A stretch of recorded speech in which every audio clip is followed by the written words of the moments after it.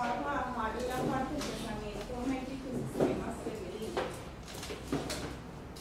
Tiene un reto muy hermoso que es enamorarnos hoy de las matemáticas y de la salud y la educación matemática.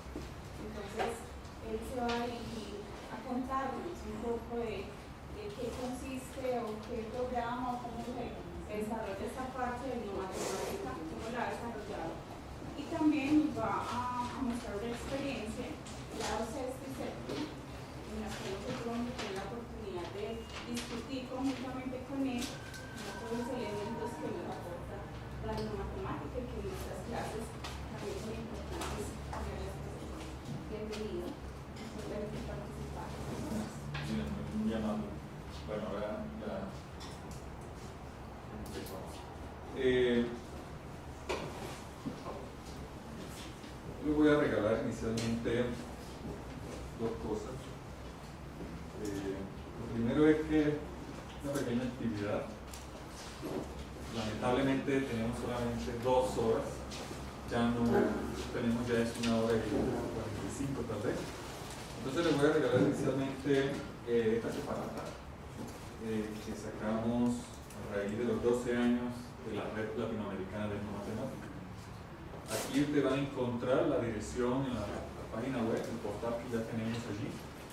Y de igual manera, pues los invitamos también a mirar la revista latinoamericana de matemática, empezada por Pugliese. Tiene 8 años ya la revista. Y pues allí podrán ver diferentes investigaciones que se han publicado, artículos de reflexión, artículos de revisión bibliográfica. De igual manera, pueden allí llegar al repositorio de la página y van a encontrar tesis doctorales, tesis de maestría, tesis de pregrado, artículos, libros, capítulos de libros, etcétera, que van a mostrarles a ustedes un panorama mucho más amplio. Digamos que apenas lo que yo pretendo hoy es dejarle una especie de veneno en la mente, que procuren por lo menos buscar el programa en no matemática. Tengo que decirles de salida que desde el programa en no matemática nosotros partimos del hecho de que no existe una sola matemática. Y al asumir esa posición de carácter política, estamos tratando de que la educación matemática sea incluyente de otras formas de pensamiento matemático. Entonces, alguien tiene derecho a hacer esto.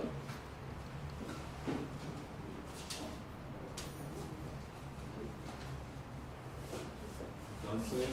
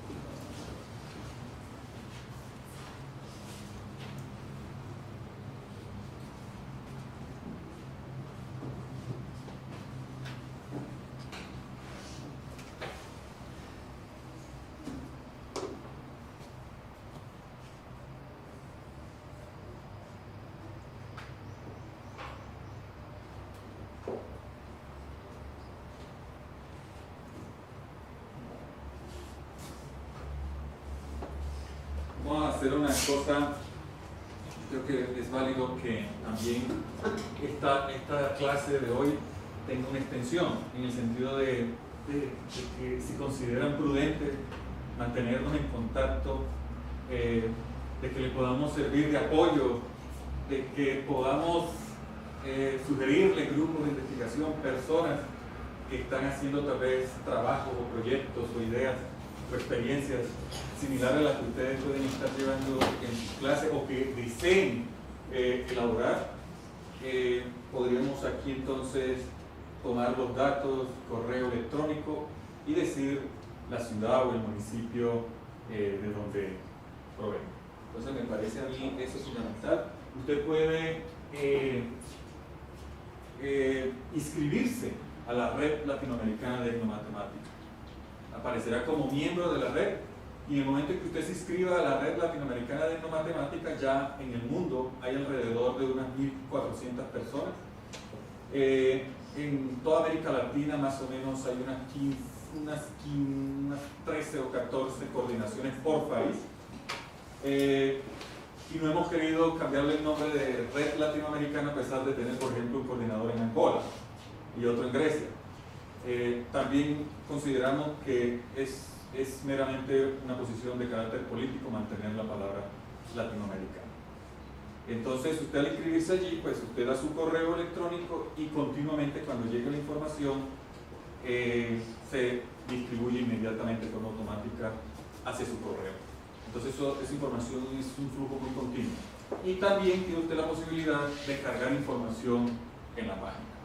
Bien, yo espero que pueden ver aquí todos. Hay mucho reflejo. Sí, entonces, no sé si se acercan un poquito. Creo que de pronto si se acercan. Acérquense un poquito mejor. Aquí también hay mucho reflejo. Pero yo voy a tratar de hacer mejores cosas.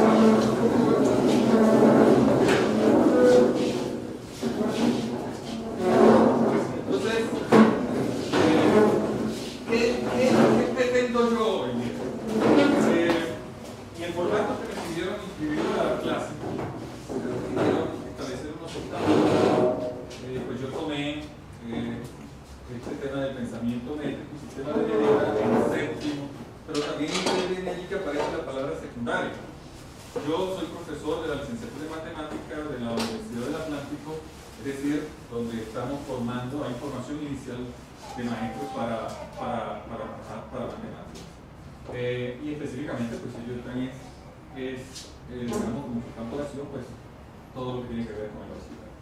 Entonces, digamos que la mayoría de las investigaciones que hemos hecho, tanto con trabajo de campo y en el aula de clase, tienen que ver precisamente con este tipo de pensamiento que aparece aquí en la programación.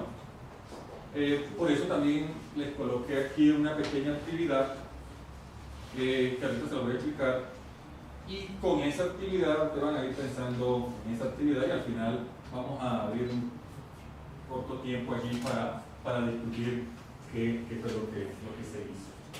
Y vamos a mirar las diferentes opciones de resolver esta actividad. Entonces, pero yo también quiero mostrarle otras cosas que hemos venido haciendo al interior del grupo de investigación Horizontes en Educación Matemática. Es un grupo que está clasificado por Conciencia, tiene su sede allá en la Universidad del Atlántico, y al grupo hay diferentes semilleros de investigación, y entre ese semillero de investigación está uno que se llama Diversidad Matemática. Precisamente hoy, que se cierra el 16º Encuentro Colombiano de Matemática Educativa, están 5 grupos presentando sus avances o sus resultados finales por medio de póster o de comunicaciones breves de lo que se ha hecho aquí. Entonces yo voy a presentarles, voy a tomar como base el segundo capítulo de un libro que me parece clave leer. Esos son de esos libros que cuando ya uno está como en la víspera de la muerte, que le preguntan, ¿y qué libro tú te leíste? Uno puede decir, no, yo me leí el libro de Alan Bishop, Enculturación Matemática, la educación matemática desde una perspectiva cultural. ¿Cómo se llama?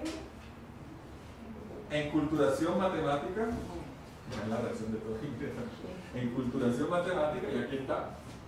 Enculturación Matemática, la educación matemática desde una perspectiva cultural. Este tiene una edición de 1999 y hay un libro que editó también el Instituto de Educación y Pedagogía de la Universidad del Valle en el 2004, también del mismo autor. Entonces yo tomo el segundo capítulo como base para partir como de un marco teórico internacional, pero que tenga básicamente el tronco aquí en Colombia. Le digo Colombia y no solamente el Atlántico, Barranquilla, porque el panorama que les voy a mostrar es de diversas investigaciones que hemos hecho en el país y de cómo esos resultados pues los hemos propuesto en el aula de clase con los muchachos, con los niños, etc. Entonces, este segundo capítulo tiene que ver precisamente con las actividades relacionadas con el entorno y cultura matemática. Veremos eso, actividades relacionadas con el entorno y cultura matemática. Alan Bishop dice que hay 6 actividades.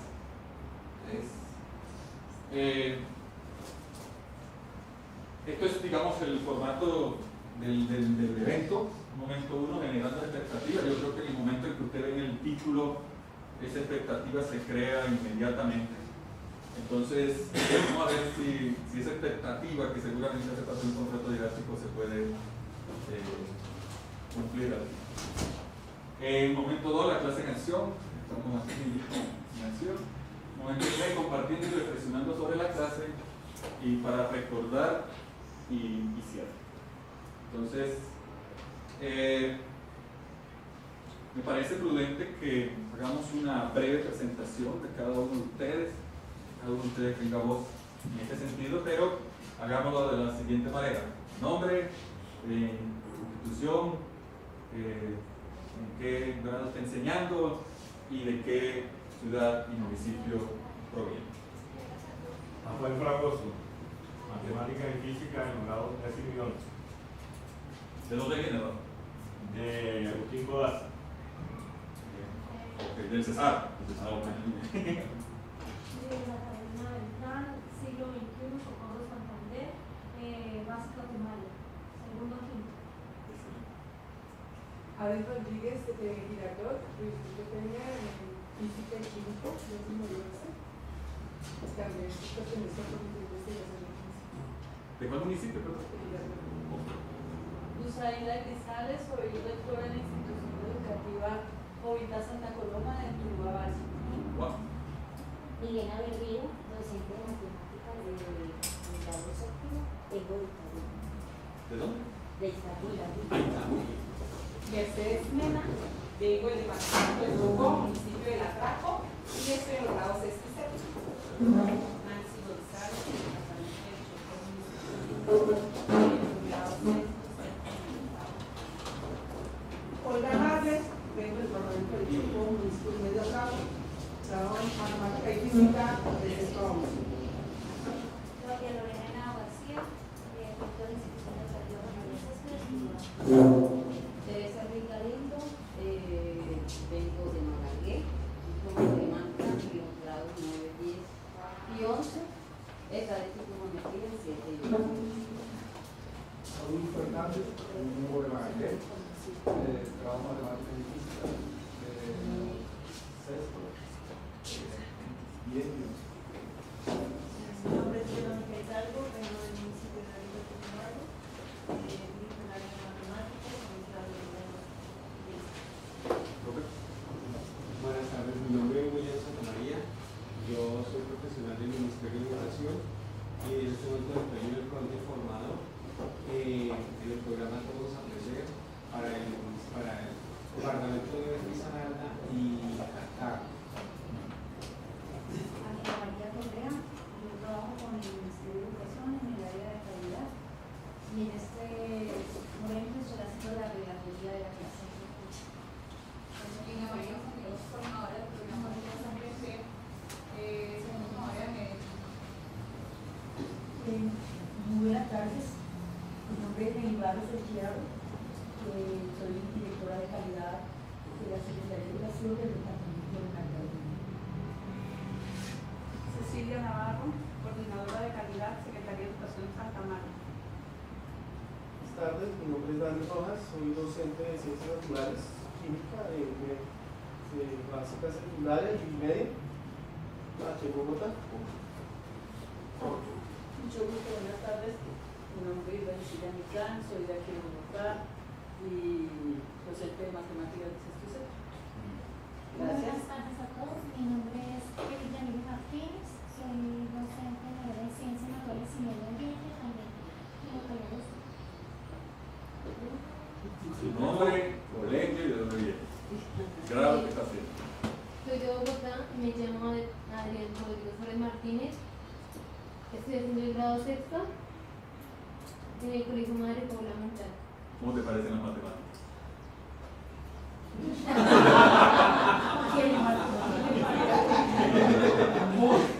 Muy divertido. No, ahí está. Mire, Ese es el profesor, ¿no? tenemos entonces aquí como segundo punto la tarea de salida, así por colocarle un nombre a esto. Yo le pasé a falta acá.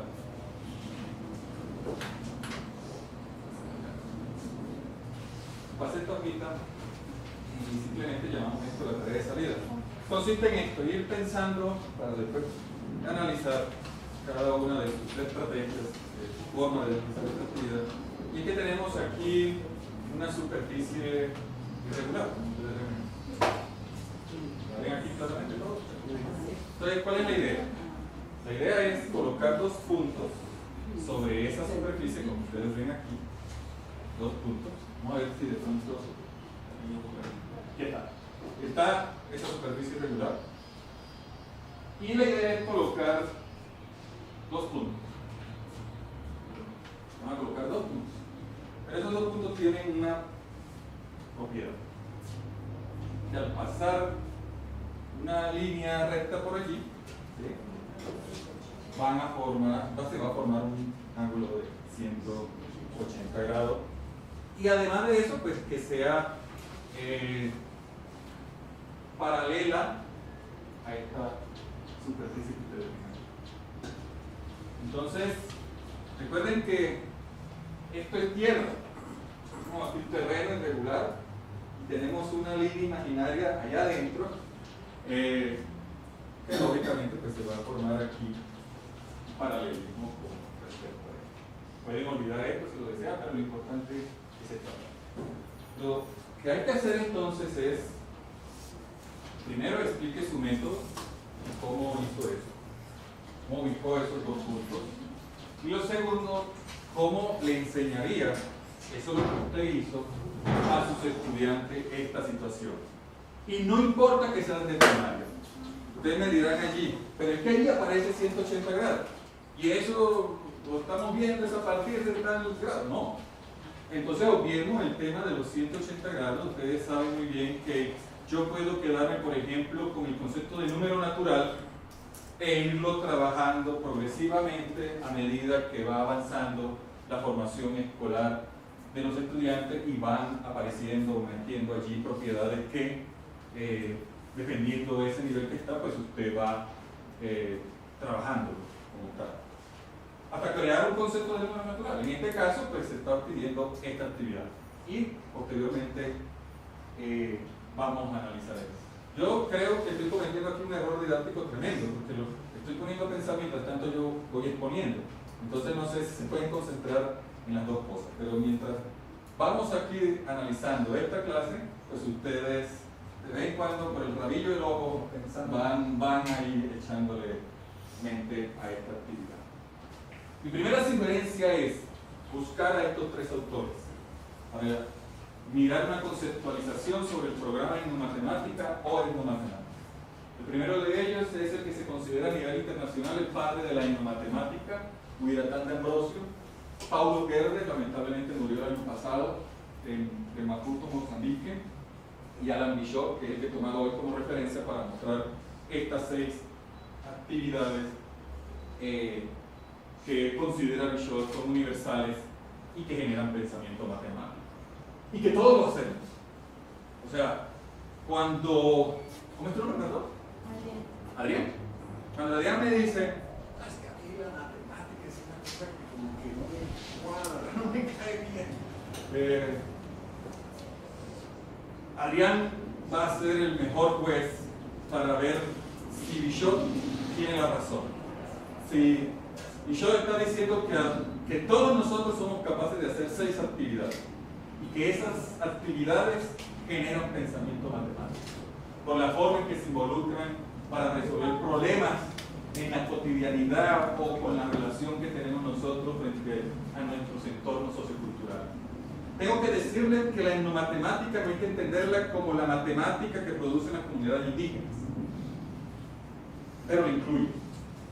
De hecho, en toda Latinoamérica cada vez que emergieron trabajos de etnomatemática, en algunos casos sin que los autores lo supieran, era sobre otras formas de contar, de medir, de analizar, etcétera, por parte de las comunidades indígenas. Mucho nos tienen que enseñar las comunidades indígenas, pero también hay otras prácticas que para resolver los problemas que emergen cotidianamente es necesario pues aplicar pensamiento matemático.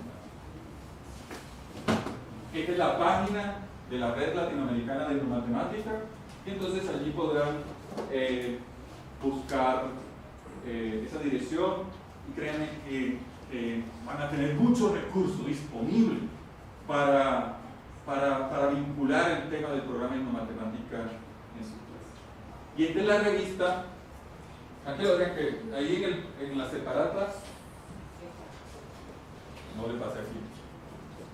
Ahí está www.etnomatemática.org, y entonces allí van a encontrar los diferentes links. Bueno, eso es para trabajar un ratito y buscar, etcétera. Van a encontrar los coordinadores, incluso pueden hacer búsquedas selectivas de las personas que están vinculadas en Colombia, etcétera. Entonces, ahí está la revista con más de 100 artículos ya publicados. Entonces Bishop dice, mire, hagamos una búsqueda de similitudes, pero partamos primero de una pregunta. ¿Desarrollan matemáticas todas las culturas? Sí. ¿Por qué será que hay algunos matemáticos que dicen que eso otro que se parece no es matemática?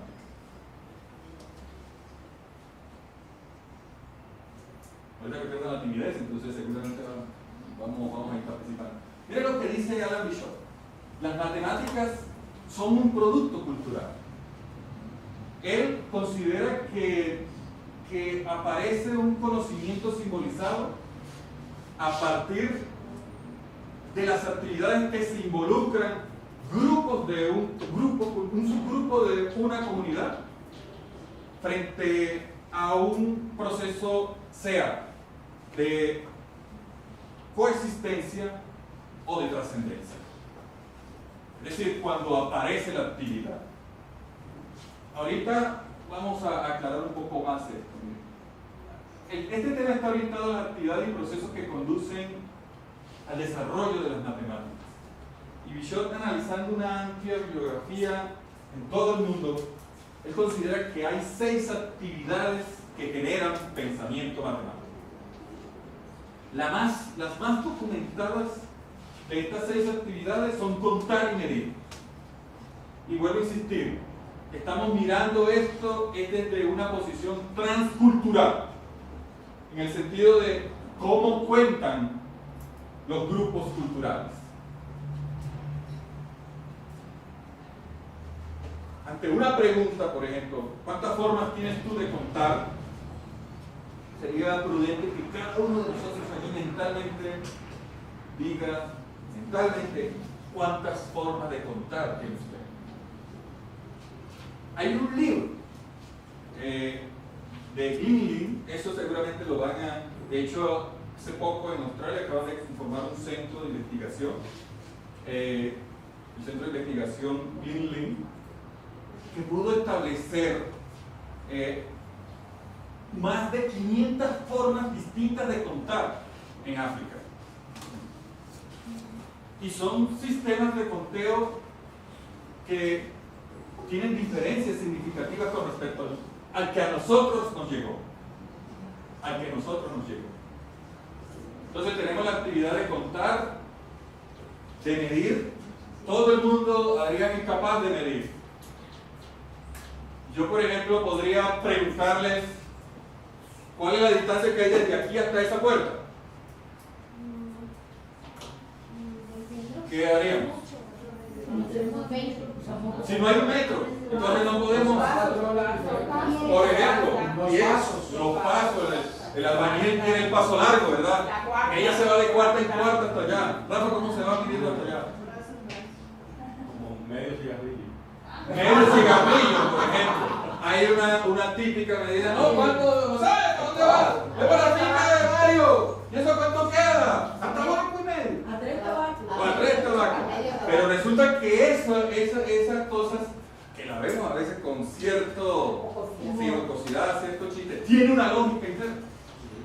tiene una lógica interna.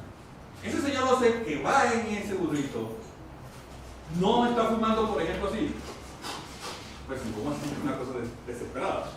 Tampoco va a fumar así. Y a la media hora no creo que se lo vuelva a llevar. El señor José, por un hábito, por un costumbre, ya tiene interiorizado un patrón de cada tanto se lleva el cigarrillo a la boca. Y ese patrón está asociado con el paso de su burrito. Sin las dos cosas, sería muy difícil que pudiera decir que está a tabaco y medio, como dijo Rafa. Entonces, localizar es otra de las actividades y tiene que ver con las formas de orientación espacial. Y ahorita, para la gente de Chocó, le traje una actividad que es una investigación que tuvimos la oportunidad de hacer allá en Buenaventura, La Bocana y Punta Soldado. Y también en la costa caribe. Aquí está casi todo el país representado. Las actividades de diseñar. Yo voy a ir también mostrando ejemplos y voy a mostrar protocolos de investigación, resultados que tenemos, cómo hemos llevado eso a los salones de clase, etc. Formas de jugar. Otra actividad que considera Bishop es una actividad que genera pensamiento y específicamente por las reglas que tiene inherentes. Hay juegos más complejos que otros, sin duda alguna. Y las formas de explicar, de organizar lógicamente nuestro discurso. Y ahora también yo prácticamente traje ejemplo de todo esto, porque me preocupa es cuánto tiempo llevo ya. Entonces miremos, voy a ir mirando rápidamente todas estas diapositivas y yo considero que una de las actividades más documentadas en el mundo es la actividad de contar. Y entonces la necesidad de contar de un grupo va a depender precisamente de unas condiciones de carácter social o de unas condiciones que establece la misma práctica, la misma actividad. Hay un eufemismo por allí, también como otro chiste, que ciertas comunidades cuentan hasta 3 y de ahí todos lo llaman muchos. Ustedes sabrán que las formas de conteo están muy ligadas, en un principio estuvieron muy ligadas a los procesos de la agricultura. Y todos esos productos generan cantidades discretas, no son cantidades continuas. Y cuando es muy abundante el producto, por ejemplo, como el arroz, aparece entonces el bulto. Y el bulto ya es otra cosa distinta, con lo cual usted puede establecer un control de esa actividad. El mismo tema del café, aparece el bulto. ¿Por qué aparece el bulto? ¿Por qué aparece la canasta?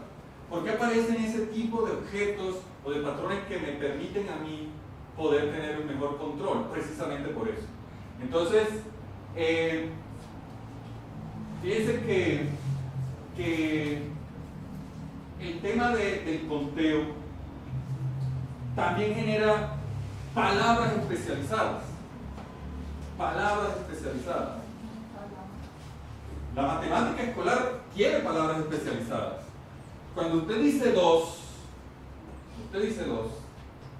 y hace así, que por cierto no es el signo usado en el tablero, es una palabra especializada. Dependiendo del autor es complejo incluso de definir el 2, pero el 2 va a ser esa cardinalidad de cualquier conjunto que tenga 2 elementos. Entonces por eso yo puedo decir que aquí hay 2 mujeres, pero también puedo decir que aquí hay 2 objetos. Ellos se pueden colocar en relación allí en un conjunto.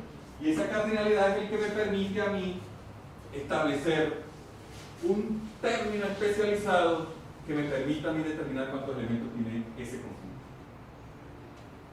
Entonces, aquí le hablaba de un autor, Lancy, y Lancy en Papúa Nueva Guinea pudo establecer 225 sistemas de contar distintos. Nuestro sistema de conteo que está en base 10 es distinto a muchas de estas otras formas. Por ejemplo, un tipo 1 de sistema de conteo basado en nuestro cuerpo, las medidas antropomórficas. y que en cierto momento nos prohíbe cuando estamos aprendiendo a multiplicar. Pero, ¿cómo es el nombre suyo? William. Dígame rápidamente cuántos meses hay de marzo a septiembre. 10.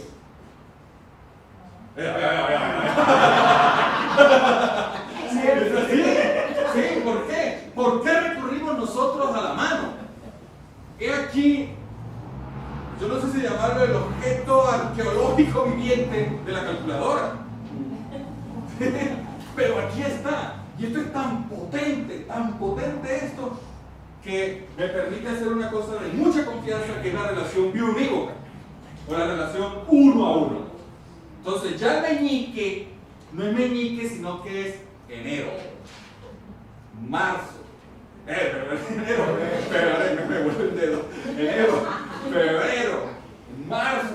Otro, por ejemplo, que se ha visto el tema de los 31 y cosas por el estilo.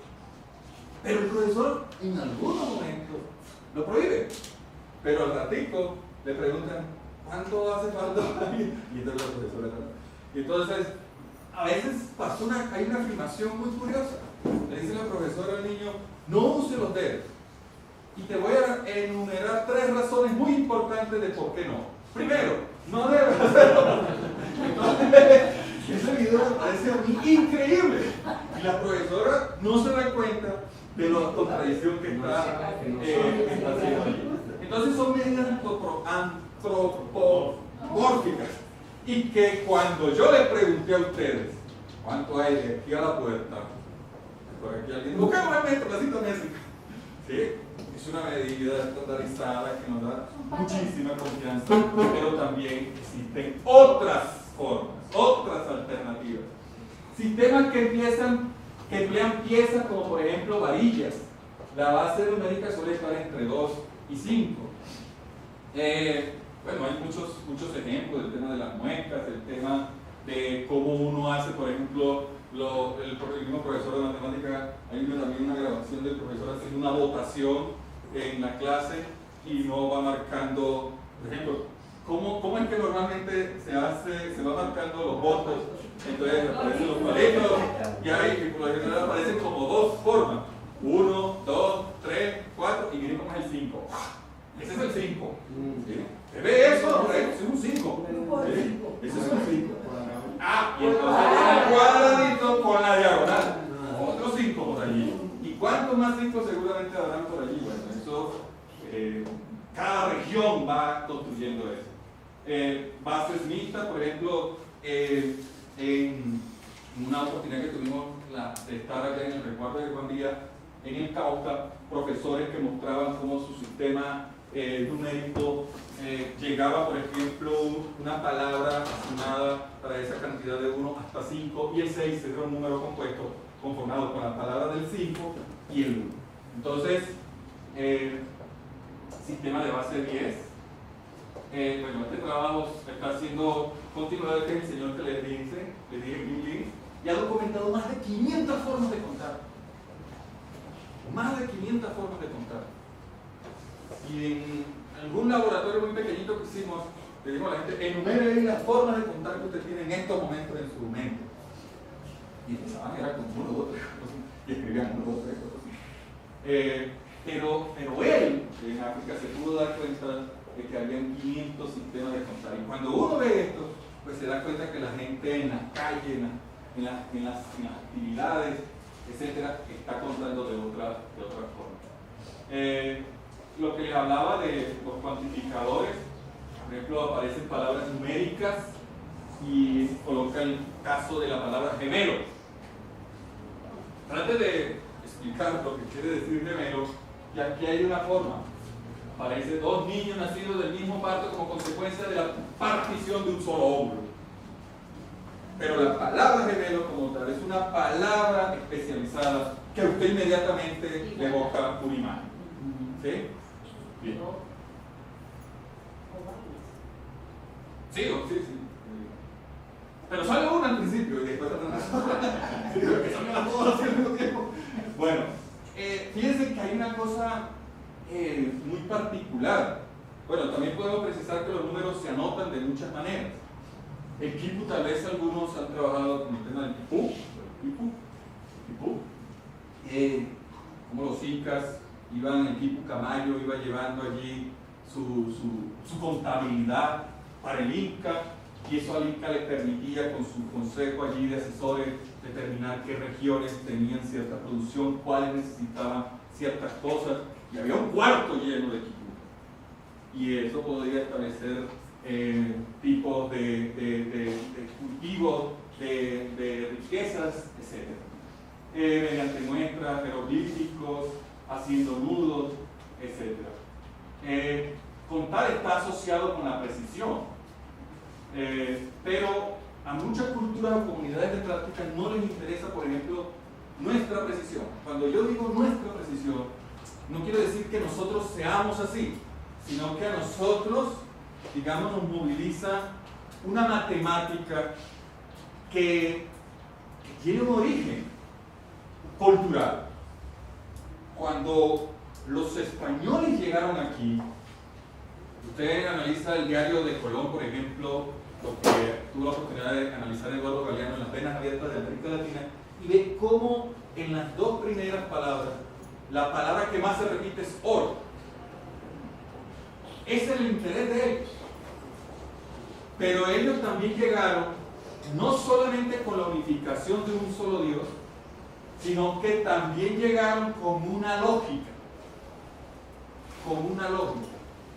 Y esa lógica, por ejemplo, casos como el que le pasa en la Biblia a un indígena y el indígena simplemente la deja caer, y la decisión del comandante de ese momento es matarlo. Esa lógica es la base, y no quiere decir que nuestra matemática sea criminal, sino que esa lógica opera en ese momento. Pero para este indígena que deja caer la Biblia, era otra lógica, no conocía ese objeto. Muchos indígenas, por ejemplo, cuando llegan a la playa, los españoles, algunos de ellos le tocaron la espada y se cortaron.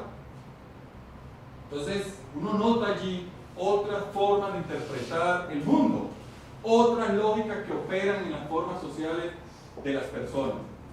Entonces, nuestro sistema se ha preocupado mucho por construir números muy grandes, pero muy grandes. Uno sabe que nuestro sistema de conteo es infinito. Y sabemos eso, pero no tenemos palabras para asociarlas a esa cantidad. ¿Cuál es la palabra que tú conoces del número más grande?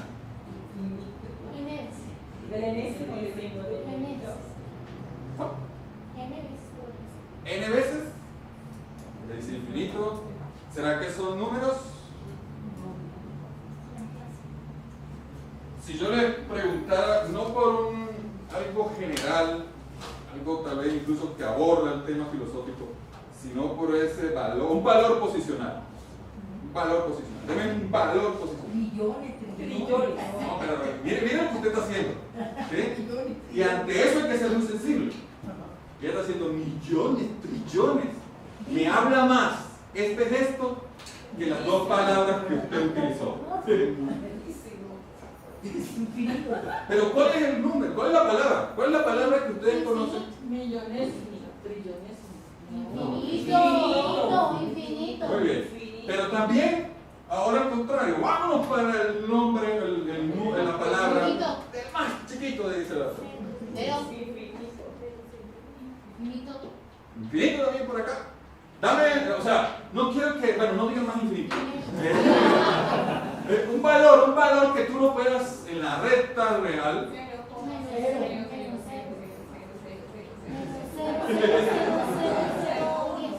Y después viene y seguramente tú mismo te vas a corregir, pone otro cero y se va.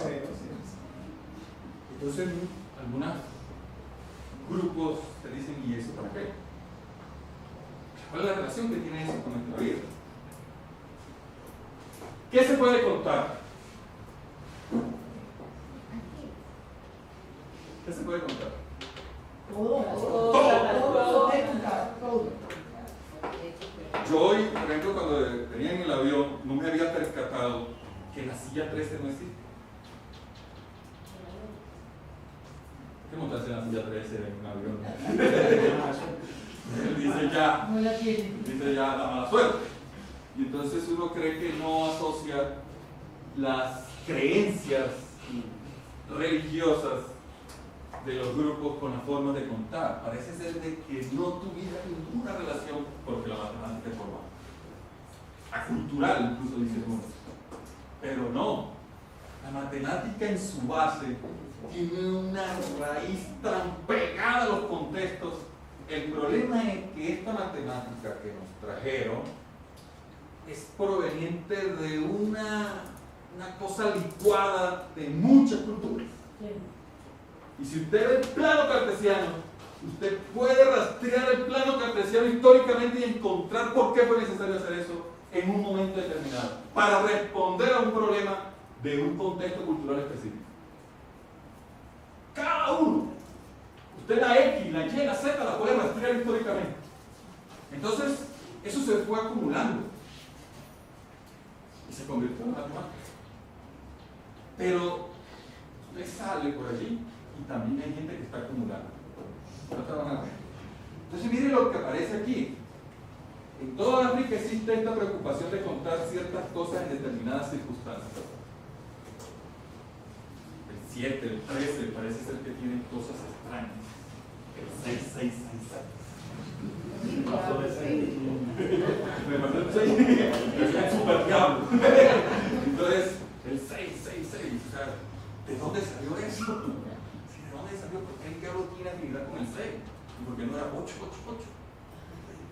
¿O Dios con cuál tiene relación? El 7. Con el 7, 7, 7, 7. Con Con el 1, con el 3, no sé. Pero hay unas relaciones que comienzan a vincular los números con otra forma de pensar. Y uno podría decir de que está exento de esas cosas. Y no es así.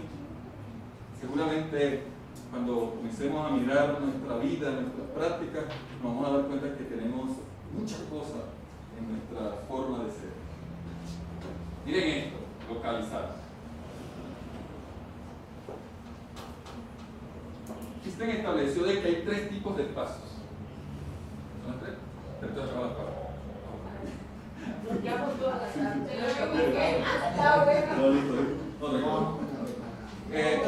Einstein clasificó 3 tipos de espacios. La matemática escolar por lo general privilegia uno, que es el espacio físico o espacio de objetos. Yo, por ejemplo, voy caminando aquí y tengo que hacer esto. Y tengo que hacerlo porque tengo aquí algo que me impide continuar hacia allá. No puedo salir como loco chocándome contra esa pared, contra esa puerta. Soy consciente que detrás de mí hay una pared. ¿Sí? Y ese es el espacio físico o espacio de los objetos. Cuando voy manejando, eso sí que hay que tenerlo cuidado porque un pango en otro carro sí tiene el SOA de mango vencido, en fin, entonces es muy complicada la cosa. Pero eso es algo que la observación es fundamental y me delimita una forma de ser, de actuar, de comportarme. Espacio sociogeográfico, nuestra querida frontera, Rafa, que está haciendo su doctorado allá en Venezuela, ya toca ver por señales de humo cómo va la cosa por allá, verla por Skype allí conectándose. Menos mal que ahora hay Skype, que antes pues, era muy complicada la cosa. Pero la frontera, ¿dónde está? O lo que algunas pandillas llaman también fronteras. Y esos sí fueron muy precisos con ese término, fronteras invisibles. Pero la gente actúa a partir de esas delimitaciones. Hay personas que, por ejemplo, van a entrar a este salón y hacen algo así. Se van. Y hacen y meten su cabeza de esa manera porque ahí hay una frontera. A pesar de que han abierto la puerta, saben que ellos no pueden entrar aquí y decir, por aquí está el señor José, no, aquí no está el juego. Esa forma de introducir la cabeza muestra una delimitación de este espacio. Y el espacio cosmológico. Todas las culturas se ha observado una representación del mundo. Y nosotros pues nos dividimos en personas que creen, aquellas que no creen, otros que creen en otro Dios, en otros que creen en otras personas. etc. Pero hay una tendencia mayoritaria a establecer un espacio cosmológico entre el bien y el mal. Y un centro allí donde estamos nosotros. En la Sierra Nevada de Santa Marta, por ejemplo, hay un mundo de 9 pisos o 9 capas. 4, digamos, para el bien, 4 para el mal, una del medio donde coexisten todas las culturas indígenas de la sierra y los hermanos. Igual para ellos no hay límite entre Guajira, Magdalena y Cesar, para ellos es sierra. Sí, entonces por ejemplo, Igual fíjate, que Guayuco, Venezuela. fíjate, eso me parece a mí clave porque las comunidades indígenas tienen ese un arraigo muy potente con la tierra. O sea, cuando ellos deciden caminar a pie descalzo y sentir la madre tierra, ese es otro tipo de relación con el espacio geográfico. Y la delimitación que hay a partir de la línea negra, por ejemplo. La línea negra. ¿Sí? Y no de esa línea que De la línea podemos ver ahí en ese la mapa. playa. ¿Sí? Ustedes le quitaron la línea negra. Entonces, esto, por ejemplo, las diferentes culturas se ven. Pero nosotros nos hemos dado cuenta que últimamente, pues ya últimamente, hace un ratico, y fue posteriormente a esta clasificación del espacio, sale otro que es el virtual. ¿Sí? Y nos está tragando tremendamente. Y por ejemplo, cómo la gente puede incluso mover su cuerpo a partir de unos visores que le generan algunos estímulos. Hace poco por ahí en un centro comercial en Barranquilla vi cómo estaba la gente, simplemente se sientan en una silla, se colocan aquí unos visores y la gente va actuando de una manera extraña, pero eso es un mundo irreal. Pero también delimita en la mente otros espacios. Otros espacios. Entonces, miren, el tema de localizar está asociado a dirección, a orden, a finitud, a nociones geométricas. A nociones geométricas. Fíjense que esta literatura que aparece aquí de Lewis sobre esa historia universal, tradicional que nos han contado de cómo los pescadores se orientaban por medio de las estrellas, uno se podría preguntar si el pescador del Pacífico colombiano, que es la zona más lluviosa del mundo y que por lo tanto permanece de manera constante nublado, las estrellas les pueden servir para orientarse. También en la costa caribe o en aquellos sectores de la Polinesia que también está muy despejado el cielo y claro, yo puedo ver tantas estrellas y no sé qué cosas y mirar por aquí y por ahí. Pero por ejemplo en el Pacífico colombiano el color del mar orienta, porque puede mostrar la desembocadura de cierto río. Ese mapa mental que ellos tienen a partir de los sondeos que han hecho del mar le permite establecer puntos de pesca, puntos de retorno, puntos de movilidad. El mar no solamente se lee o se orienta uno en el mar por medio de las estrellas. En Buenaventura, los pescadores del Pacífico en general nos han enseñado muchísimo frente a esa forma de orientación espacial cuando salen, por ejemplo, a pesca de viento y marea. Varios días en mar adentro, en alta mar, y pueden retornar perfectamente. Incluso algunos con simplemente sacar la cabeza del canoa y mirar el comportamiento del mar, pueden determinar hacia dónde está pujando ese mar. Entonces fíjense, no es accidente que nosotros hablemos de arriba a abajo, de izquierda a derecha. Podríamos preguntarnos por qué nosotros como grupo cultural tenemos esas palabras especializadas para orientarnos espacialmente, pero otros grupos no. Estos grupos de pescadores, por ejemplo, no la tienen. Y yo puedo determinar de que las personas que estamos muy arraigados en contextos urbanos, sí le hacemos mucho empleo a este tipo de palabras. Mucho empleo. Hay una aplicación, por ejemplo, que se ve del plano cartesiano y de hecho aparece en el libro del lenguaje de la matemática de Bill Barton, que vivió por allá en Australia, Yo decía, bueno, es que esta gente no se da cuenta, por ejemplo, de cómo están organizadas estas calles allá en Ciudad Bolívar, en Barranquilla, en todos nuestros pueblos, etcétera. Cómo están, por ejemplo, las vías de acceso a los palafitos, cuando llega la puja, cuando llega la quiebra, etcétera. O sea, cómo el plano cartesiano de esa manera tan lineal, me muevo 2 unidades hacia aquí, o 2 metros, 2 kilómetros, y luego subes o bajas 2 o 3 kilómetros. ¿Será que mi mundo, mi barrio, mi sociedad está organizada de esa manera tan lineal? Pues no es así. Entonces la gente también ha construido, la comunidad ha construido otra forma. ¿Y cómo se construye eso? El profe aquí puede decir en un momento determinado del desarrollo histórico-cultural de esa comunidad una palabra y la comunidad la coge. O sea, no podemos estar creyéndonos que la comunidad habló. No, hay una palabra que la emite una persona. Y esa palabra cuando se emite, se siente que resolvió algo. Que resolvió algo en este momento. La comunidad la coge. Y ya pierde los derechos de autor. No se sabe. Ya es de todos. Entonces la comunidad la hace de sí misma. ¿Sí? Pues bien, a Arauco cuando dicen allí. ¿Dónde queda eso? Allí. Pero resulta que ese allí puede ser de aquí a ese baño, pero también puede ser allá donde está esa. Ahí hay baño. Porque como camina tanto el allí, es bastante. Muy bien. Medir. Bueno, aquí está la cinta métrica para medir aquí a la boca. Entonces, se ocupa de comparar. Cuando usted está comparar, ordenar y cuantificar cualidades que tienen valor e importancia.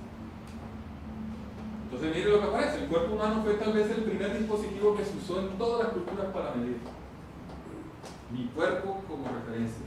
Y es imposible, literalmente imposible desprendernos de nuestro cuerpo. O sea, La aviación utiliza a tantos pies de altura. Sí, o sea, cuando tú comienzas a hacer ese tipo de reflexiones, en lo matemática ya está entrando en ti. Ya está haciendo el efecto.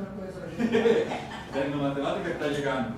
¿Por qué está llegando? Porque te comienzas a volver sensible a esas palabras, a esas formas de hacer, a esas formas de comunicar, a esas formas de pensar. 3 cosas: formas de hacer, formas de pensar y formas de comunicar. Vuelvo a una pregunta que antes no pude responder. Cuando dices que no podemos desprendernos de nuestro cuerpo, evidentemente me dijo telescopio y microscopio. Y mucho de lo que hemos aprendido a nombrar tiene que ver con lo que alcanza a ver el telescopio y con lo que alcanza a ver el microscopio. Ahí están los numeritos pequeñitos y los grandecitos. Muy bien, gracias. Ya entró la Está entrando el veneno que comenté al principio. El gen en la brasa. Yo no podría decir, bueno, ¿será que se usa eso todavía? ¿En tela? ¿Será que todavía? ¿En qué? ¿En tela? ¿En tela? ¿Y cómo así en tela? Para medir las moditas ya explícitamente. Dice, aquí tiene 1 metro, porque mide y va cuadrando. Pero miren aquí el cuello, acá. Por ejemplo, ese es precioso. Los hombres tenían pantalones. Si no hay un baño por ahí, no se mide los calzoncillos.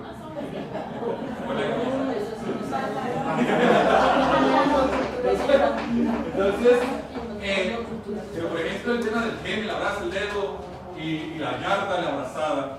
Esta mañana, por ejemplo, nosotros estamos haciendo un trabajo con los pescadores con cometa en bocas de ceniza. El pescado también lo cogen con cometa. Ahorita les voy a mostrar cómo es que lo hacen. Y esto es fundamental.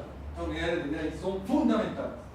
Y hemos establecido 2 sistemas de medida que ahora pretendemos llevarlo al salón de clase y ya les voy a decir cómo es que lo estamos haciendo. Entonces miren, y hay muchas cosas que seguramente aquí que está gran parte del país representado. Entonces tenemos el dedo, pero también hay una cosa que me llama mucho la atención cuando el huevo queda simple. cuando el huevo queda simple, aparece una palabra que a mí me gusta. La pizca. ¡La pizca! Pero la pizca parece ser que tiene múltiplos y submúltiplos. Sí. Eso, por ejemplo. La pizquita. La pizquita. Y ya comienza ahí el lenguaje según la entonación. Y eso se entiende. Pero si el cabo llega a salud, te dije que echaba una pizquita. Pero es increíble. O sea, traten de hacer un listado. Tomen como referencia la pizca y se van a dar cuenta. Porque yo podría también incluir como un múltiplo ese poquito de sal que le he hecho al arroz. Yo no sé hasta qué cantidades de sal han empleado ustedes para salar, pero yo lo máximo que he utilizado es lo que saco con la cuchara para hacer el arroz. No, no es mentira. Pero la pregunta es, y ahí es donde está la riqueza de la etnomatemática. ¿Por qué si yo cojo, vamos a preparar un arroz para 4 personas? ¿Ustedes usarían la libra? Mucho. ¿Ah? Si ¿Dependiendo? comen mucho. Bueno, pero por ejemplo. Claro, ¿qué porción vamos a dar a cada persona? Bueno, entonces vamos a comer porque si no nos quedamos aquí toda la noche ahí con el que come más. Media libra. Media libra. ¿Cómo prepara usted media libra de arroz? Una taza más o menos. Empiezo a hacer pocillo, entonces. Una taza, él dice una taza. Una taza. Allá en su región dicen pocillo. Por allá dicen tarrao. 2 tazas de agua. Calambú. 2 tazas de agua, una de arroz. Muy bien, aquí tenemos una. ¿Usted lo hace así? ¿Quién tiene otra forma? ¿Hacer media libra? Media libra. Ella dice, eso es una taza. Mira lo que ella hizo inmediatamente. Sí, ella no me quedó con lo que yo planteé. Media libra de arroz. Dijo, eso es una taza. La taza que ella se está imaginando. Y él vino inmediatamente y le reaccionó y le dijo, no, eso no es una taza. Él le vio el pocillo. Sí, él le vio la taza en la cabeza. Él la vio y la corrigió. Pero eso no es una taza, es un pocillo. Pero hacen de otra manera, también hay otra manera, que se le eche el agua y cuando se le eche el arroz se pone la cuchara y se mide.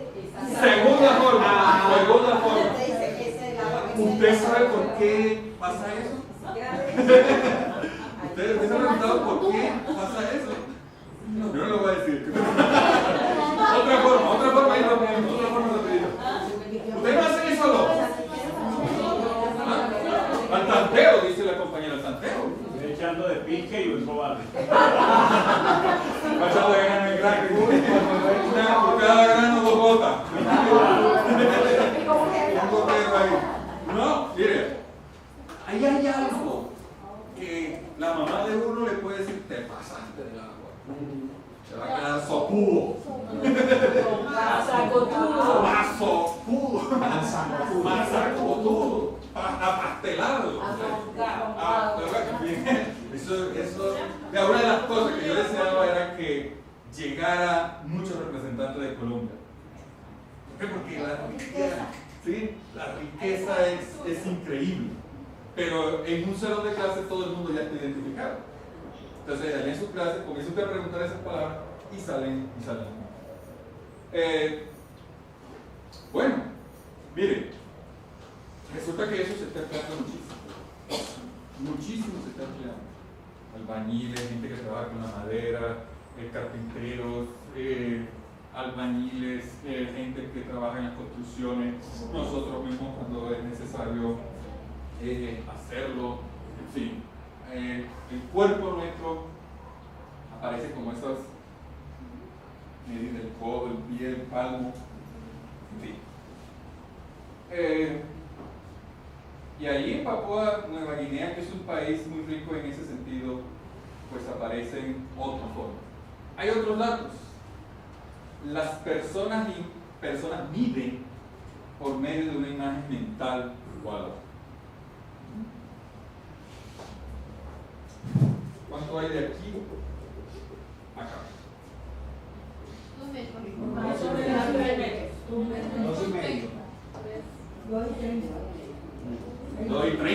1, dice aquí la ¿Cómo así? 2.30. 2 metros. ¿Por qué no atreven a decir 3?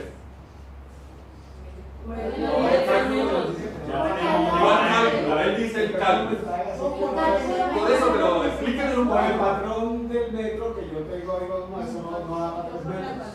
Tengo una representación mental del metro y lo comparo ahí. Incluso mentalmente estoy haciendo así. ¿Tú hiciste eso, Rafa? ¿Usted hizo eso? ¿Usted hizo esto? Mentalmente uno da. ¿O de un solo golpe? ¿A golpe de vista lo sacaron? ¿Mentalmente lo fueron llevando? Muy bien. También por experiencias previas, ¿no? de tener una regla o algo que tiene ese tamaño.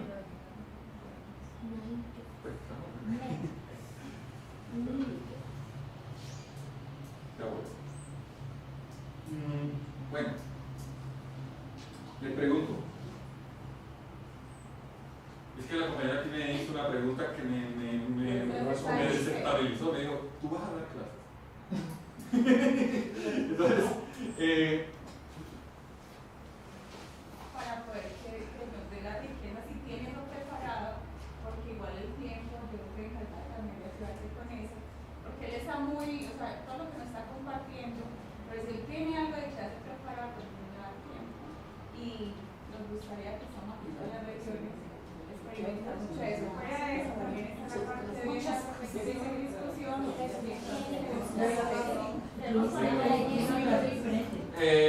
mire, yo pensé en esto como la clase. Para mí está muy clase.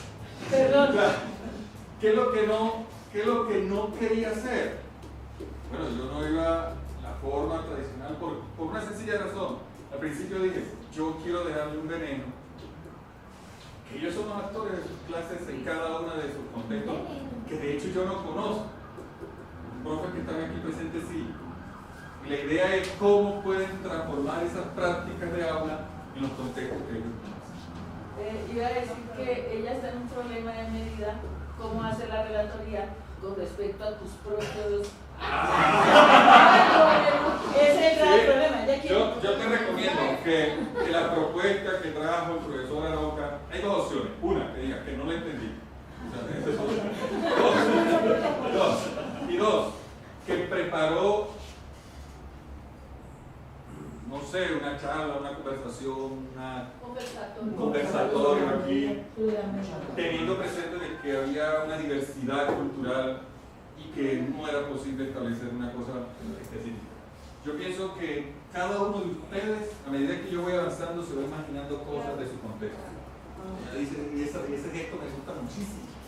Pero aquí viene una situación conflictiva que es lo que debemos venir explicando el sistema. Lo que califica son las pruebas saber y lo que está ahí. El informe, el reporte es lo que está ahí. Y lo que hace rica la clase es esto. El aprendizaje que nos llevamos de aquí no es de media hora, es de todo un universo, de todo un tiempo, desde que yo nací y todo eso reflejado en lo que tú estás explicando. Entonces, ¿cómo hace uno para desarrollar el pensamiento, el conocimiento y demás de la manera que lo estamos haciendo, rompiendo esquemas y aplicándole al sistema lo de las pruebas salariales?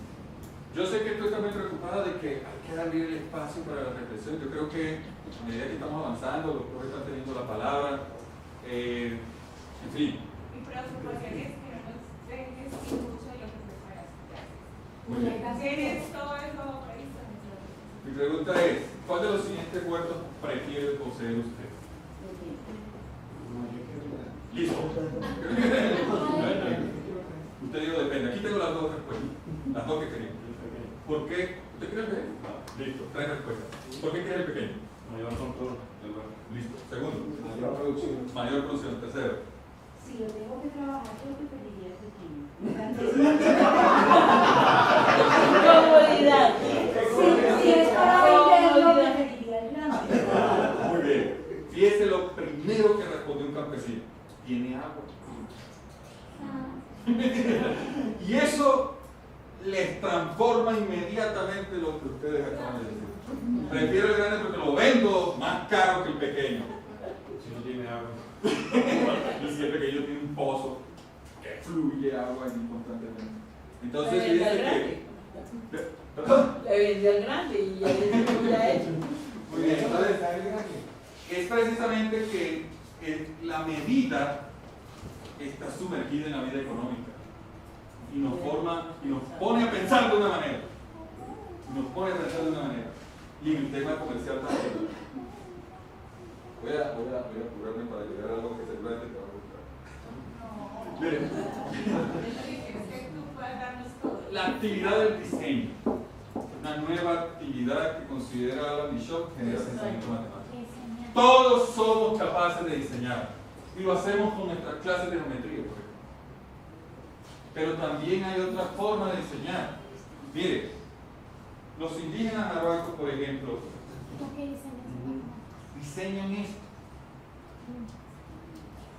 Y esto es la transformación de algo que, ¿quién se iba a imaginar de que en el pelo de la oveja estaban unas mochilas?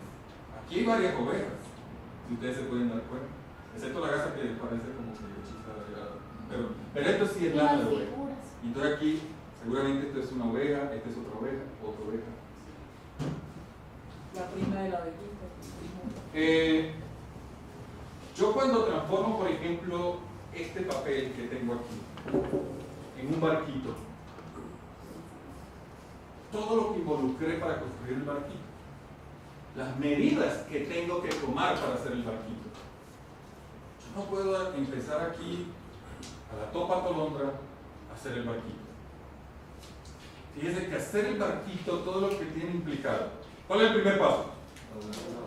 La precisión de lograr, la precisión y la técnica de lograr. Tengo que, esta es otra, La mitad. la mitad, y esa mitad, ¿cómo se Por el llama? lado ancho, no por el lado. Esa mitad, ¿cómo se llama?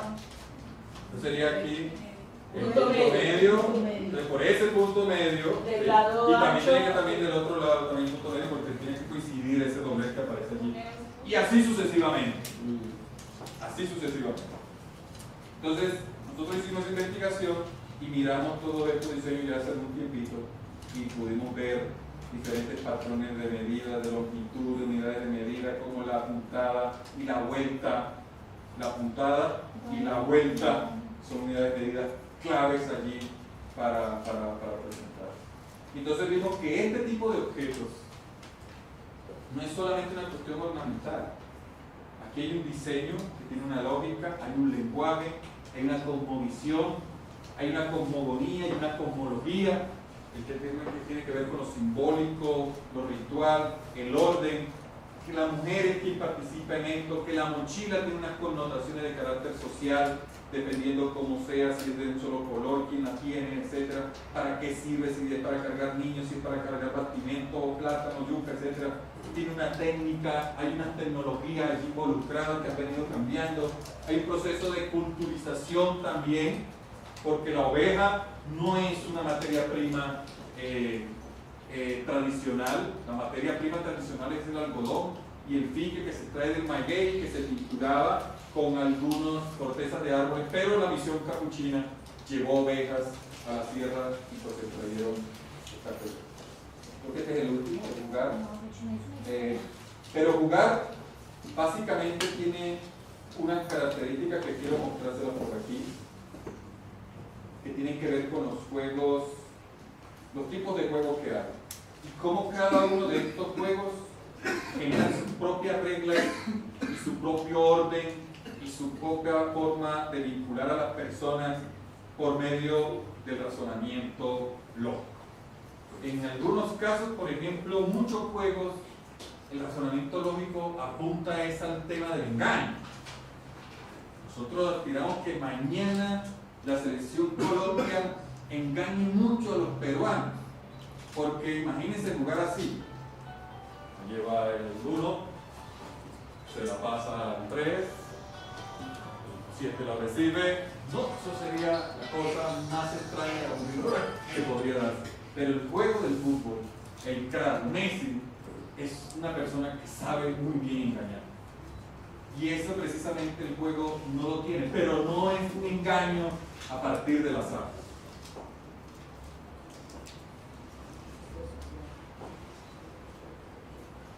todo el mundo es capaz de explicar. Y explicar es una actividad universal para el desarrollo cultural, social, y tiene que saberlo hacer.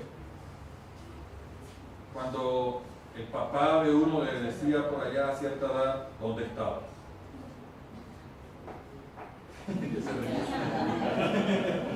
¿Sí? Tiene que organizar muy bien ese discurso. ¿Por qué? Porque su papá tiene un radar buscando la contradicción, buscando muchas cosas dentro de ese discurso que hacen que, por ejemplo, no esté bien organizado. Entonces aquí, esta diapositiva quería llegar rápidamente. ¿Cuál es la apuesta didáctica del programa etnomatemático? Y aquí les voy a mostrar ya ejemplos muy concretos, no de cómo desarrollar la clase. Vuelvo a insistir, no me siento capaz de decirles cómo hacerlo, sino quiero mostrarles cómo lo hemos venido haciendo nosotros en nuestro contexto. Entonces, la relación entre didáctica y el programa etnomatemática es la siguiente. Una educación matemática que compara la matemática académica con la etnomatemática. Cuando tienen un lenguaje de familia similar sobre un tema en concreto del currículo. Entonces, si usted escogió sistema métrico, el texto escolar tiene unas unidades de medida. Pregúntele a los estudiantes qué otras unidades de medidas hay en su región. Pero usted también, como actor perteneciente a ese contexto, indaga. Y la riqueza que se va a dar es significativa. Pero además de eso, permítale a los estudiantes que sean ellos quienes comparen. No entre usted a comparar. Una cuarta. Usted puede decir un decímetro, etcétera, lo que quiera, pero que sean ellos los que entren a comparar. Que busquen las relaciones, que busquen las similitudes, que busquen las diferencias. Los estudiantes. Pero el profesor tiene el control didáctico de la actividad.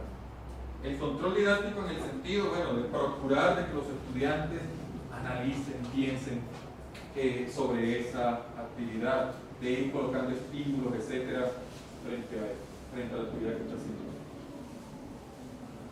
Ejemplos de nuestras investigaciones: con objetos arqueológicos y formación inicial de maestros de matemáticas.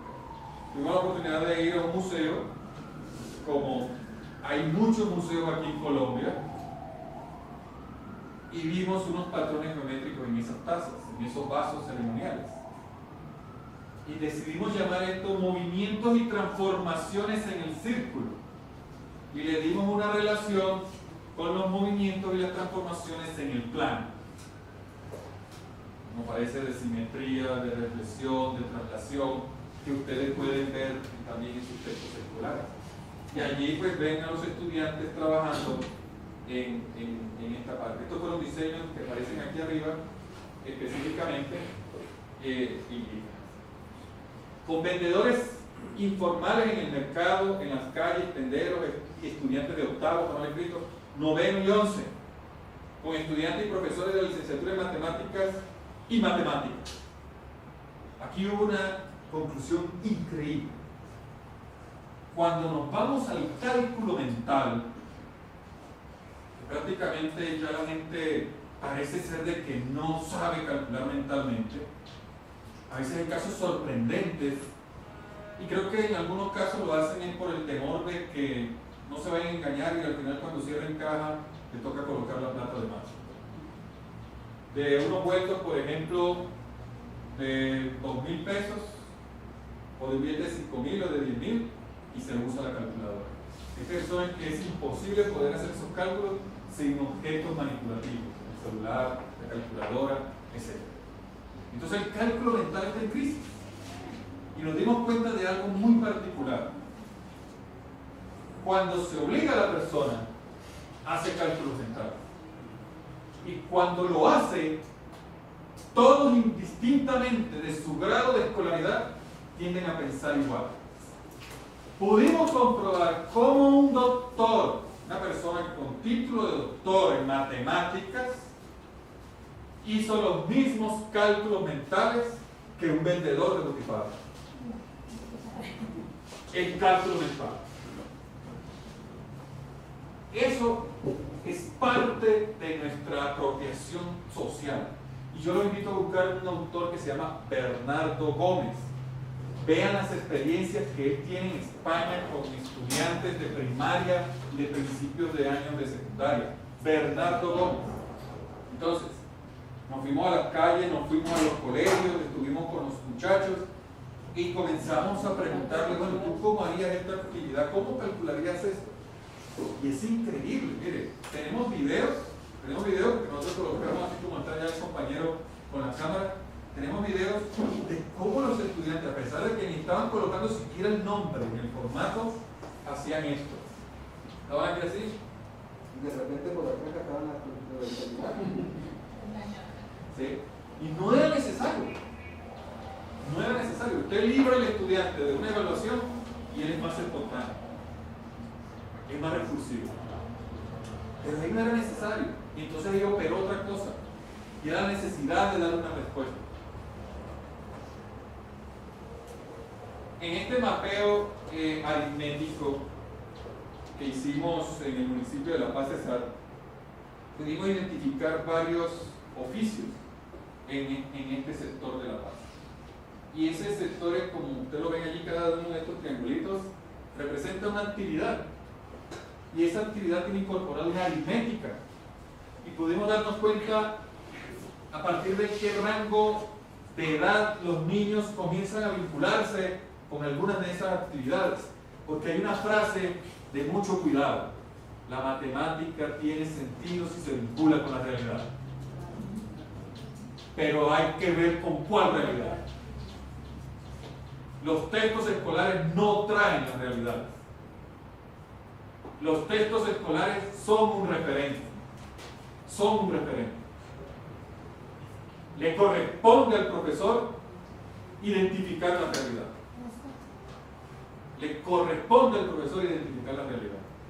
¿Y a cuál de esas actividades el niño se vincula? Fundamentalmente a sus juegos. Pero comienza a interactuar después, a medida que va avanzando en su edad, con otras. Por ejemplo, los niños hasta cierto rango de edad no conocen el algoritmo del complemento. El año pasado, si ustedes tuvieron la oportunidad de asistir también al foro educativo, yo pegué un grito cuando estuvimos allá por allá, ¿verdad? ¿Yo estuviste allí? Yo pegué un grito. Yo dije, no hay una sola matemática. Pero además de eso, no solamente hay 4 operaciones básicas de la aritmética. Yo vine y saqué una C y la pegué ahí en la pared. Más, menos, por, entre, y puse una C. Porque hay un complemento, hay una operación aritmética bien interesante. Que algunos dicen, eso es otra forma de restar. Yo dije, no, por una sencilla razón. Usted la resta, ve lo siguiente: 10 menos 8 igual 2. Y aquí hay un diminuendo, hay un sustraendo y hay una diferencia. Si alguno de esos no existe, esa operación no puede ser estándar. Entonces usted va al mercado y paga una libra de queso de 6.500 pesos con un billete de 50.000. Completa como 500 para 7. 3 20 10 y 10. Pregúntenle a esa persona cuánto me tenías que dar. No sabe, pero el algoritmo, ese procedimiento es tan confiable para él como para mí que queda acá. Cuando le preguntamos a las personas ¿cuánto tenías que darnos?, decían lo siguiente: ¿cuánto tenías? Pero la versión era quitarnos lo que nos había dado. Cuando te pagas con un billete y por ejemplo tienes que darle moneda, entonces dame tanto y para darte tanto. Por ejemplo. Sí. Entonces fíjense lo que dice ya el profe. Encontramos una serie de algoritmos en las calles increíbles, muy potentes. Pero otra cosa, los estudiantes que decían que no podían calcular mentalmente también llegaron a ellos. Hay algo aquí en nuestra mente que está en estos momentos como oculto por la tecnología, pero cuando le brindamos condiciones didácticas a los estudiantes, la sacan y coincide con los demás. Con carboneros artesanales y estudiantes de 11º grado, nos fuimos a 2 fincas por Galapa y vimos cómo hacían estos hornos.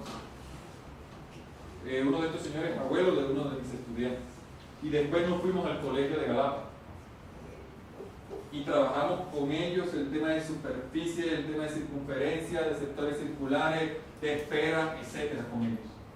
Mirábamos lo que pasaba aquí y lo que pasaba acá. Con pescadores artesanales de viento y marea, Pacífico colombiano y pesca con cometa, Caribe colombiano, 2 sistemas, etc.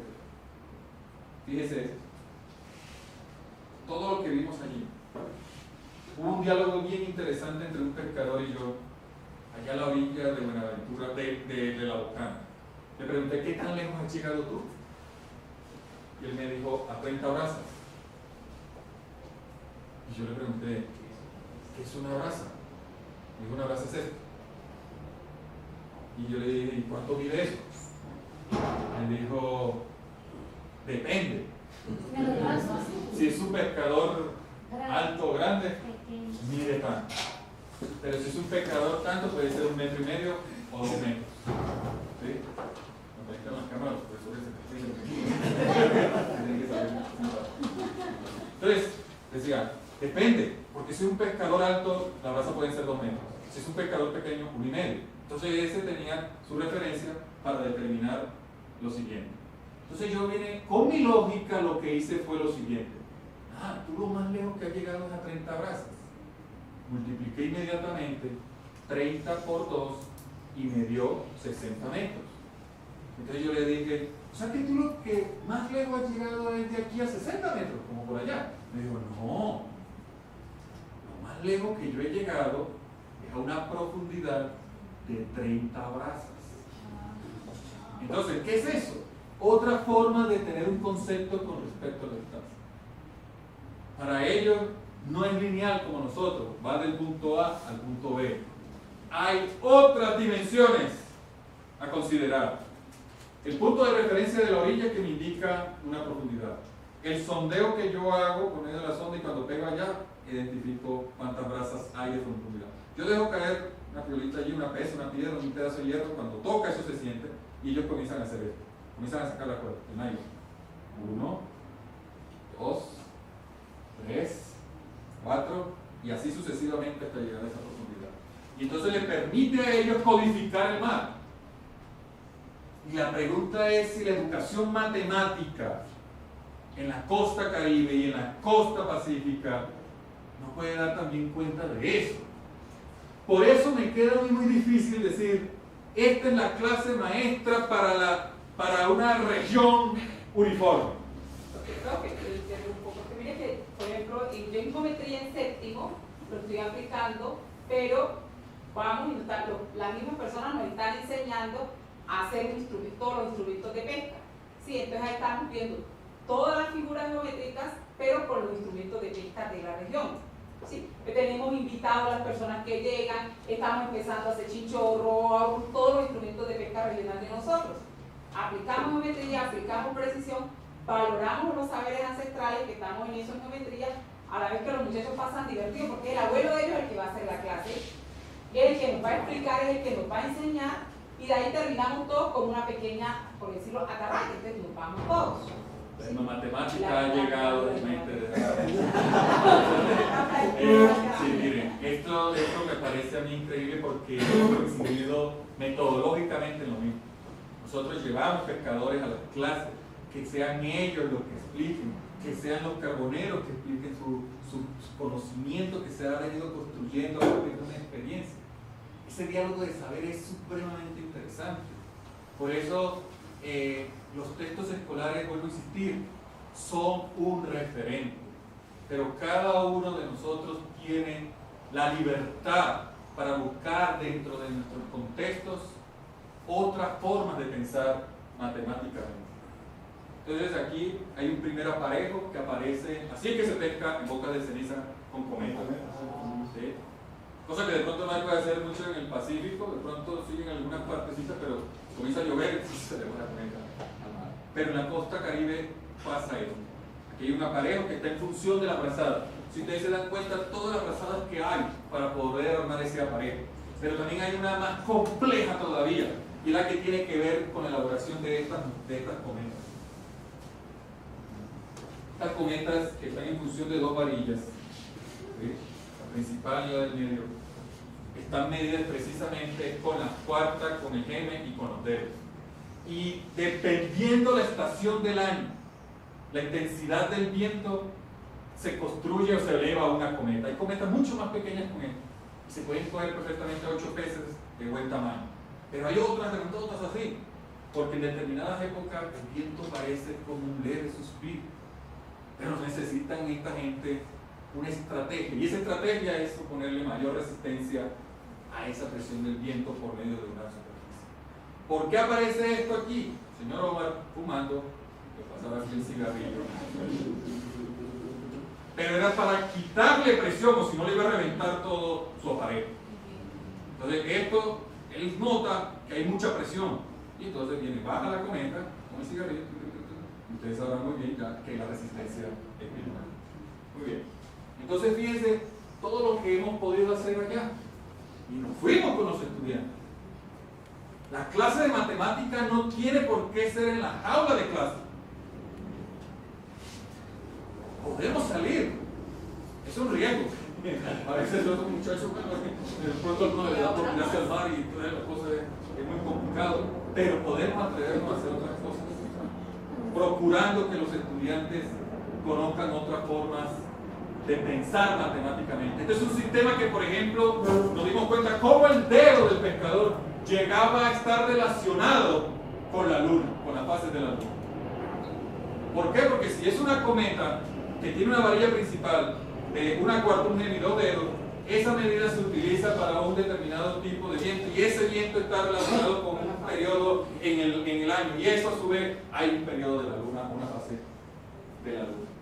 Con artesanos de Usiacurí y estudiantes de 11º grado.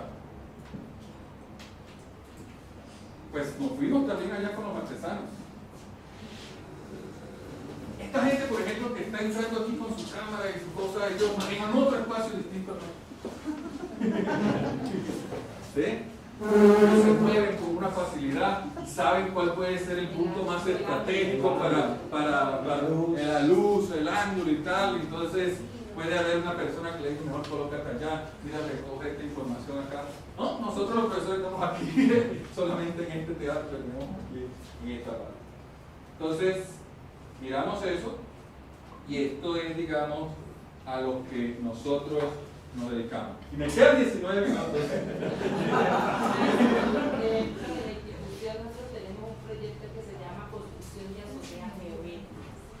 Esa construcción de azoteas, como no tenemos un lugar en el colegio para hacerlo, entonces cada estudiante debe hacer la azotea con la ayuda de su padre en su casa. Los padres siempre hacen las azoteas, pero no saben que esas construcciones que yo hace son figuras geométricas. Entonces, ¿qué es lo que hace? El padre de familia lo hace. El niño le explica al papá qué figura es, qué perímetro tiene, qué área tiene y cuánto es de las frutas alimenticias o de las plantas alimenticias pueden sembrar allí. Y me ha dado mucho resultado en geometría en cuanto a esos temas, lo que es perímetro y área.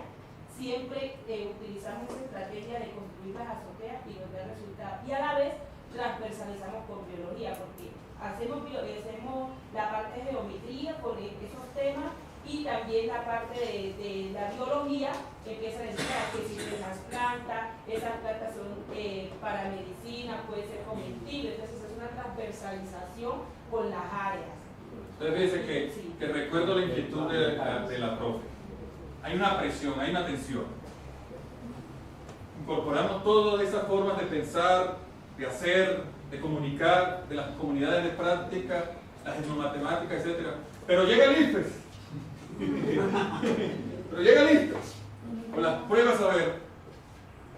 Nada de azotea ni de. Nada de. Chao, eso parece romántico, pero aquí vamos a evaluar de esta manera. Pero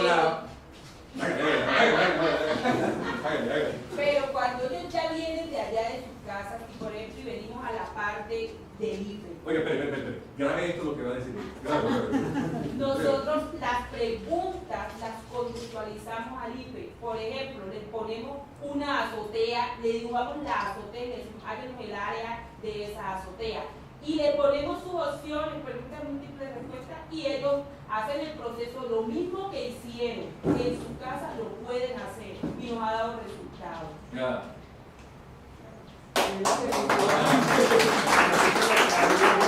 Es la competencia matemática de hacer a partir de cualquier ejercicio. Escribe ahí en el acta, la profesora Nancy, que el profesora Roca, eso no.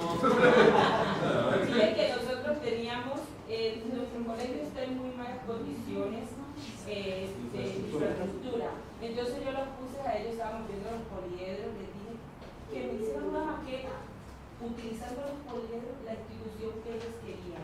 Y me tenían que explicar por qué utilizaron esos poliedros, cuál era el volumen, todo. Y los chicos, la clase fue tan enriquecedora que yo no tenía que decirle a los chicos. Me quedaba callada simplemente viéndoles la maqueta y explicándome cada uno de esos poliedros y por qué lo hacían por qué querían esa institución y por qué utilizaban esos poliedros. Y fue tan enriquecedora la clase que yo después decía, no, yo no me voy a matar más haciendo clases por tablero. Yo me trasnocho buscando una estrategia de modo de que rápidamente los chicos jugando tengan el concepto claro. Y me ha dado muchos resultados. Si no nos estuvieran filmando, yo diría muerte a Baldor. Muerte a Baldor. ¿Por qué? Porque esa apuesta pedagógica que hay allí de algebrizar la matemática, pues con toda razón el estudiante tiene cierta licencia para envenenar al profesor de matemáticas. No, porque es una matemática que no se vincula a su contexto, no se vincula a su realidad. Puede ser seguramente necesario en algún momento pero conocer. No se vinculaba antes, pero ahora como los educadores hemos compulsado, y por ejemplo en el caso de Chocó somos educadores étnicos, pues, por ende todos los proyectos de nosotros tienen que ser enfocados a lo étnico. ¿Sí? Entonces eso nos ha permitido de ir más a valorar todo lo de nosotros y sacarle provecho a lo académico, eso sí, teniendo en cuenta, como dice Nancy, que lo tenemos que transversalizar y convertirlo en pruebas IFES. Yo todavía encuentro tableritos por allí. No, es que hacer un estudio, los tableros deben ir. Sí, no, me refiero al contenido que se moviliza en los tableros. Es que debe ir. Y el pase también. Lo que no debe ir es copie, pero lo que sí tiene que haber es la aplicabilidad, porque usted cómo va a valorar lo suyo si no ve que lo suyo es importante. ¿Sí? Bueno, espere un momentito, mire lo que acaba de decir allí, que tiene que haber la aplicabilidad. Por lo general cuando nosotros decimos la aplicabilidad pensamos en una dirección, la dirección de partir de los contenidos del texto hacia la realidad. Invitación es lo contrario. Nosotros tenemos que aprender de la realidad que vivimos y meterla allá. Muy bien, excelente. Entonces, ¿qué más le puedo decir yo? Vamos a resolver la tareita desde que se colocó al principio. No, pero yo quiero agregarles una cosa que me parece absolutamente valiosa y es como la identificación que tenemos ya de la matemática en el nuevo contexto escolar, porque siempre partíamos era solamente de lo abstracto, identificar el número o lo que fuera, el valor, y no de recoger la posibilidad que yo tengo de la utilización de material concreto o del contexto inmediato que me circunda para a partir de eso tener un pretexto para volverlo a lo abstracto. Pero además de eso es la riqueza y el descubrir que no solamente yo lo puedo transversalizar con biología, sino que necesariamente matemática y lenguaje tienen un matrimonio absolutamente indisoluble, porque yo tengo que ser capaz de argumentar, y al argumentar yo tengo que tener la capacidad mental de elaborar, construir ideas, verbalizarlas, hacer todo un proceso mental que me hace a mí que yo verbalice la matemática, argumente a partir de lo que estoy aprendiendo y de lo que estoy haciendo.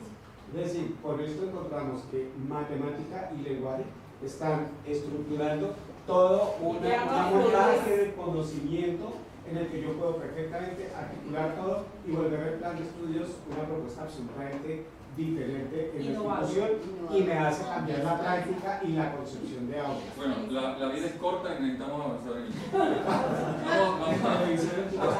Vamos a hacer una cosa. Ahora sí, ¿cuál fue tu método? Sí, se la entrevista. Listo, perfecto. A ver, una estrategia, rapidito aquí. A ver. Yo tracé una línea y como que juntara los pedazos paralelos. Entonces, después toca coger y medir las distancias que hay bajo la curva. ¿Con qué lo vas a medir? Sobre la curva. ¿Con qué lo voy a medir? Pues a esta hora que no tengo. El problema es que ya bueno, la matemática hizo un efecto y de pronto la pregunta ya está viciada, ¿cierto? Pero ¿cómo me dirías? De pronto sería mejor ¿cómo me dirías? Que en línea recta sería más rápido que en curvas. ¿Cómo así? Entonces sería que de tantas curvas que hay ahí podrían haber 3 curvas, de esas 3 curvas se podría sacar una línea recta. Tendrías que mostrarme para ver qué estás pensando allí. Yo entiendo que sería como que medir las curvas y luego de esas curvas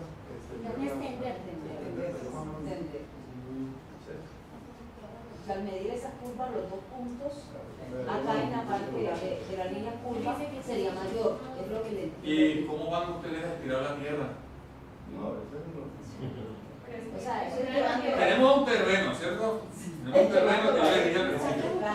Creo que Adrián llegó después, ¿verdad? Sí. Pero entonces, Adrián, la cuestión es que tenemos un terreno como ese. Y necesitamos ubicar 2 puntos aquí arriba, de tal forma que al ser interceptado por una recta, pues entonces se forme una horizontal. Utilizando el tema del contexto y la matemática que... No, ¿cómo lo haría usted? ¿Cómo lo haría usted? Es que ya me va a pensar. No. Es que si yo lo hago con la pesca de cometa, con cometa en allá, perfectamente me cabe aquí el ejemplo. Pero si yo lo voy a hacer en una montaña aquí en el eje cafetero para sembrar café, entonces yo tiendo una estaca y tiendo un hilo de una estaca a la otra para saber por dónde debo tirar la siembra del café. Y ahí ya tengo mi línea. ¿Y cómo sabes tú que está formándose ese ángulo de 180 grados con respecto a un horizontal que está debajo de la tierra? Porque esa la tengo sobre la medida de las estacas, que es el grado y el hilo que tengo entre una y otra. ¿Y cómo sabes tú que allá en ese punto donde colocaste la primera estaca no está en un montículo un poquito más alto o bajo con respecto a aquí? A los aljímetros. Podemos utilizar un instrumento que lo hacen los albañiles. Unas mangueritas. Una manguera que me mida si estamos al mismo nivel. Rafa estaba hablando conmigo antes de entrar allá y me vio mi mochila y se dio cuenta de que era de nivel. Bien, no, pero este instrumento, yo lo invitaría a ustedes. Yo tengo un poco de juguete. Los albañiles, ustedes salen.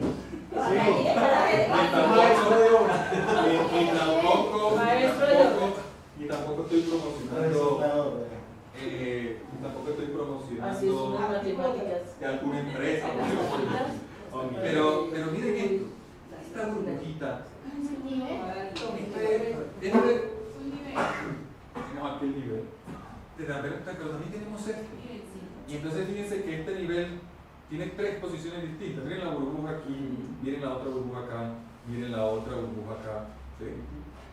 Pero también yo puedo recurrir a esto. A veces uno dice, no, yo no hay plata. Bueno, este cuesta 500 pesos. Pero también ustedes lo pueden inventar. Con esta manguera de nivel. La utilizan mucho los albañiles que tienen una manera empírica de medir que le queden nivelados de pronto fíjate lo que hacen ellos. No la llené agua porque esto me iba a formar un reguero aquí tremendo. Entonces, ¿qué pasa? Yo quiero trasladar este punto, este primer punto que está aquí. Usted se puede imaginar la expectativa de los estudiantes cuando ustedes como profesor saquen esto. Sacan esto y llama aquí a cómo se va a involucrar y hay que exista un padre de familia que sea allí. Entonces tengo esto aquí y tengo allá con José, Joaquín, William. Le digo yo a William aquí, lamentablemente estamos haciendo una cosa esterilizada aquí porque nosotros no le llega agua. Pero cuando yo marco aquí, yo quiero trasladar esa medida allá. Yo comienzo a hacer esto. Y me comienza a decir Joaquín, va arriba, vamos, ¡ay! Dependiendo de la distancia que estén. Ahora, ¿qué es lo interesante? No es de jugar y de subir y bajar una burbujita como le dicen los alumnos. Es qué es lo que está pasando aquí. Y pongan a trabajar a sus estudiantes de esa manera. Luego marcan ese punto y viene y entra este, que es una verdad que ¿cómo se llama este? No, la plumada es otro que no quise sacar. Él dice que tuvo que ser. Pero esta es la simba. Y la simba siembra líneas rectas. Entonces, ¿cómo hago yo esto? Y esto es un instrumento totalmente artesanal. Yo lo voy sacando, pero no creo que tiene un tinte tan poderoso. Entonces yo le digo allá a Joaquín.